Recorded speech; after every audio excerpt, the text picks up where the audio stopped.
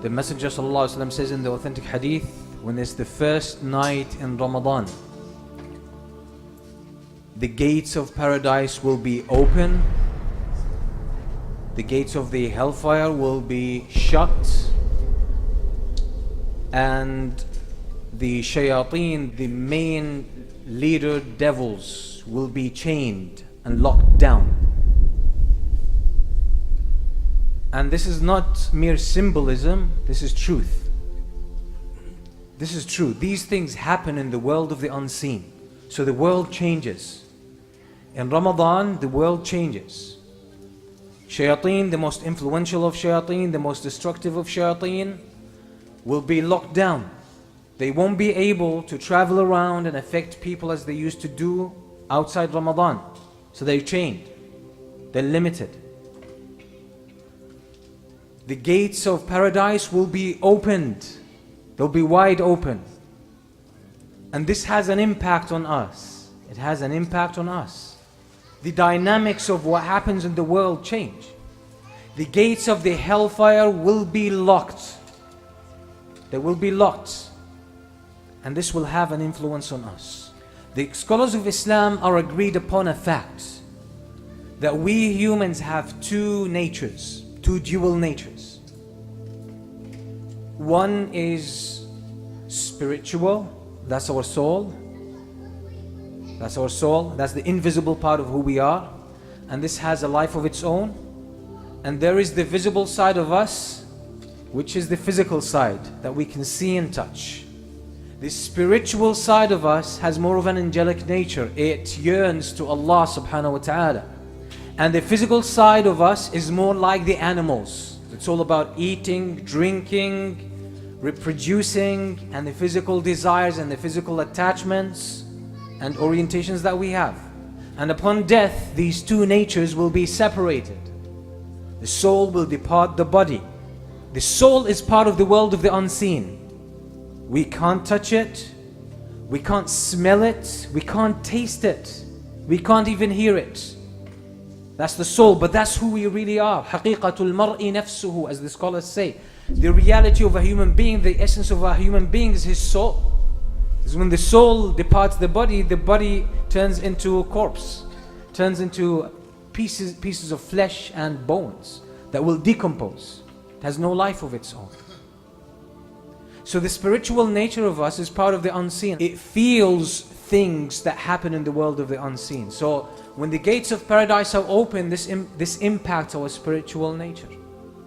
This impacts our spiritual nature. When the gates of the hellfire are locked, this impacts our spiritual nature. Some part of us feels that. The Prophet ﷺ says in the authentic hadith, which is in a Sahih, ما جلس قوم في بيت من بيوت الله يتلون كتاب الله ويتدارسونه بينهم إلا نزلت عليهم السكينة وحفتهم الملائكة وذكرهم الله في من عنده. Any group of people who gather together in a masjid, in one of the houses of Allah, they recite the book of Allah, the words of Allah, and they study it. Except that serenity, peace and tranquility will descend upon them. And the angels will rub shoulders with them. Angels will be among them, around them, rubbing shoulders with them. And Allah would mention them to the highest ranking angels. Some of the scholars, as they were commenting on this hadith, they say as-sakina, which is tranquility and peace that descends upon them, is a sign of the presence of the angels, as Imam al-Qayyim says in more than one of his books. He says as-sakina comes with the angels. This peace and tranquility and serenity that you feel sometimes when you're reciting Quran or reading Quran or listening to a lecture or attending a halaqah or praying behind an imam or doing something good. This sakina shows the angels are around. It marks the presence of the angels. You don't figure this out with your brain. You don't feel the angels physically.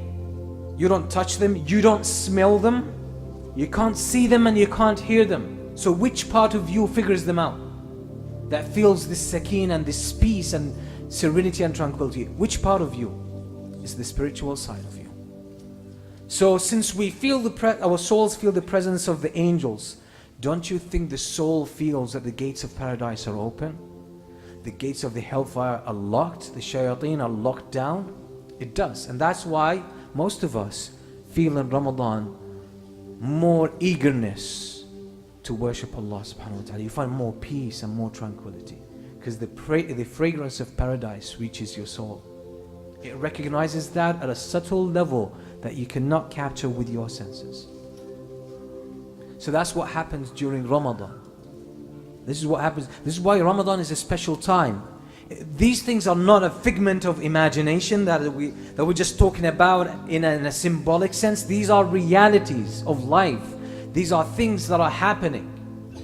So when the first night of Ramadan, the dynamics of the world change and your soul responds to that. So this is why Ramadan is a point for us to really upgrade our iman, upgrade the level of our taqwa and connection to Allah subhanahu wa ta'ala.